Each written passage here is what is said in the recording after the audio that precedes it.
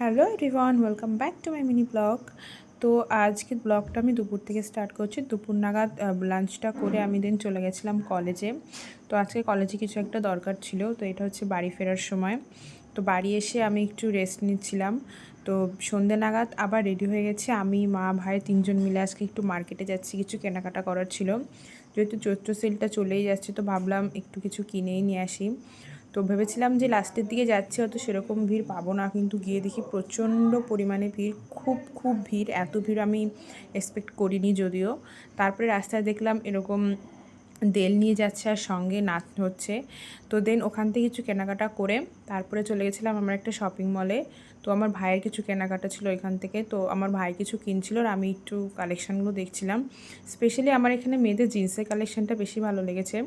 তারপরে বাড়ি ফিরে আসার সময় খেলাম একটা আইসক্রিম। তারপরে খেলাম একটু ছোলা মাখা, বিকজ আমার ছোলা মাখা খেতে সিরিয়াসলি খুবই ভালো লাগে। ছোলা মাখাটা খেতে খেতে দিন বাড়ি চলে আসলাম। তো এটাই আজকে ছিল ব্লগ। তো that was it for today. By.